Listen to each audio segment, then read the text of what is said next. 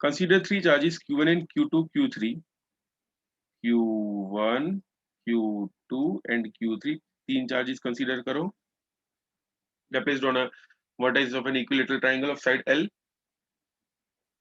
What is the force on charge Q which is placed at the center? ये I think हो गया था ना, ये हो गया था बाकी था, कोई बताएगा? यहाँ पे फोर्स कितना लगेगा अगर चार्ज Q रखा हुआ है तो? याद आ रहा है किसी को? नहीं याद आ रहा, कोई बात नहीं, सॉल्व करा देता हूँ। फाइंड करना है force acting on this particle, ठीक है। ये मैं ए बी सी और इसको मैं ओ बोल देते हैं, ओ लिखा हुआ है, लेकिन it force acting on O कितना होगा? Force acting on O is equal to force acting on O due to A plus force acting on O due to B plus force acting on O due to C.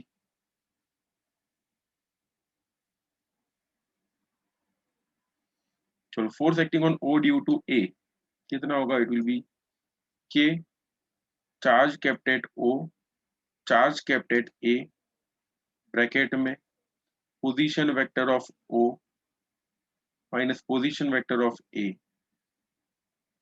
divided by magnitude of position vector of O minus position vector of A का cube. याद आ रहा है ऐसा? This is Coulomb's law in vector form। वैसे O और B के बीच में कितना लगेगा? इट विल बी K Q O Q B bracket में R O minus R B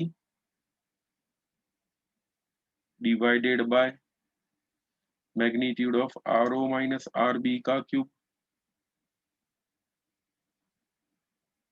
plus O C के लिए क्या लिखेंगे? K Q O Q C bracket में R O minus R C divided by magnitude of R O minus R C का cube.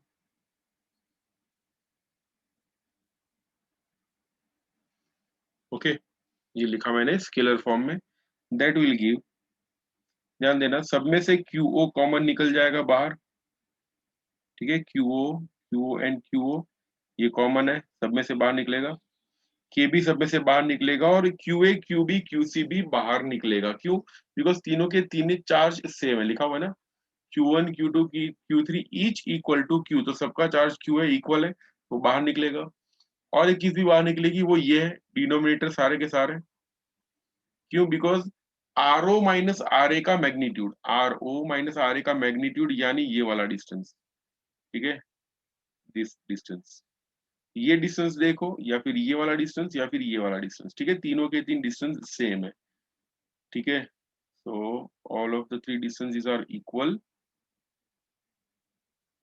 फिर से बता देता हूँ, जैसे यहाँ से लेके यहाँ तक का distance it is O R O minus R B, उतना ही डिस्टेंस ये होगा R O minus R A का मैग्नीट्यूड, और ये वाला डिस्टेंस भी उतना ही होगा R O minus R C का मैग्नीट्यूड। याद रखना मैग्नीट्यूड ही सेम होगा तीनों का, तीनों का मैग्नीट्यूड सेम है, डायरेक्शंस जो होंगे वो अलग अलग होंगे, ठीक है।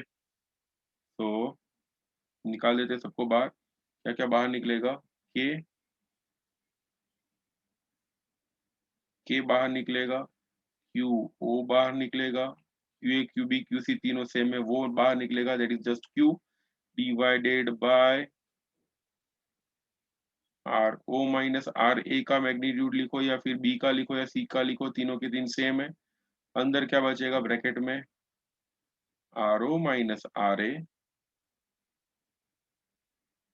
Plus R O minus R B plus R O minus R C, that will give K Q O Q, Q O O पे रखा हुआ है क्यू, कैपिटल क्यू रखा हुआ है, and Q Q divided bye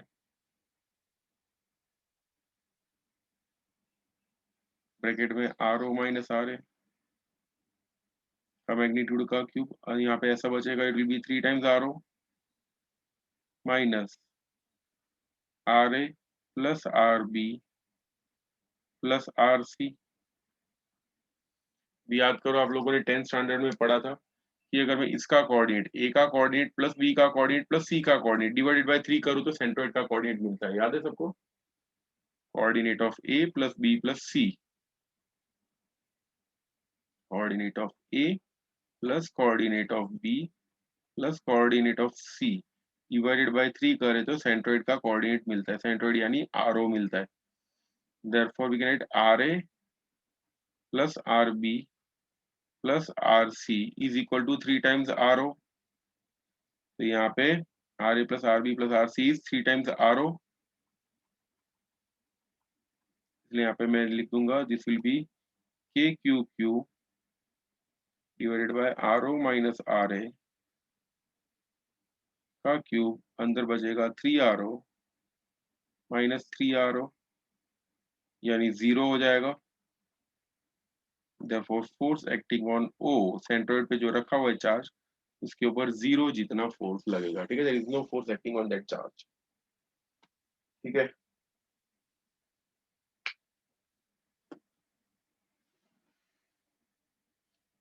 next numerical देखते हैं।